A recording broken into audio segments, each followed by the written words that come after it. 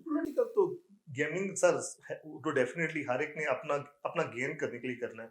उसके लिए वो मुख्तलिफ हथकंडे भी इस्तेमाल करेंगे, लेकिन मुल्की मफाद को अगर देखा जाए तो उसमें तो हम मांगी नहीं होगी, तो ये इस तरह का कोई ऑपरेशन करना या इसको ज्यादा तनाव का बायस बनाना, ये तो सूबे के लिए भी और पाकिस्तान के लिए भी बड़ा खतरनाक है। नहीं, पिछले 40 साल में कौमी मफाद और मुल्की मफाद तय कौन करता रहा है? ये तो जिन्होंने पहले तय किया है अब भी वही करेंगे कि अब मैं उठ के कहूंगा कि ये फैसला मैंने करना है कि कौन सा मुल्की मफाद में है काम और कौन सा नहीं है, और कौन सा कौमी मफाद है और कौन सा नहीं है।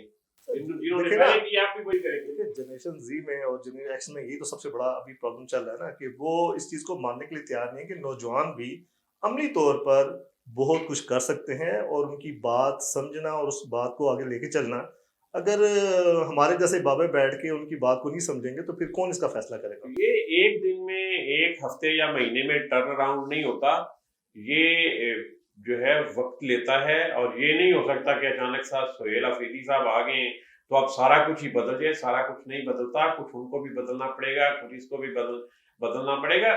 सारे स्पेस देंगे थोड़ी थोड़ी तो ये काम चलेगा, इस तरह नहीं है। और एक चीज मैं इस और ये बात करना चाहता हूँ कि अफगानिस्तान का जो इशू है ना वो बड़ा सेंसिटिव है, और वो सिक्योरिटी लेवल पे ही तय होने वाला है। बाद लोगों का ये ख्याल है कि अफगानिस्तान पिछले 75 साल से हमारा बड़ा कोई दोस्त मुल्क था, और अब अचानक ही वो ये दुश्मनी और जंग की सूरत हाल पैदा हो गई है। ये आबिद साहब कभी इस तरह नहीं था। आप थोड़ा सा अगर गहराई में जाके देखें तो 1947 में जब पाकिस्तान बना तो अक़वाम मुत्तहिदा की पाकिस्तान की रुकनीत के लिए एक वोट मुखालफत में आया था, सिर्फ एक वोट, और वो अफगानिस्तान ने दिया। ठीक है।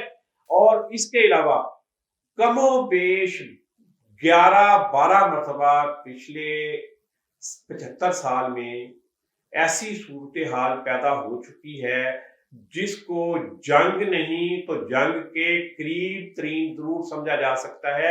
जिस तरह अभी 3 महीने पहले हुआ, इससे पहले भी ये 10-12 मरतबा का दौर है पूरा। ये ऐसे नहीं है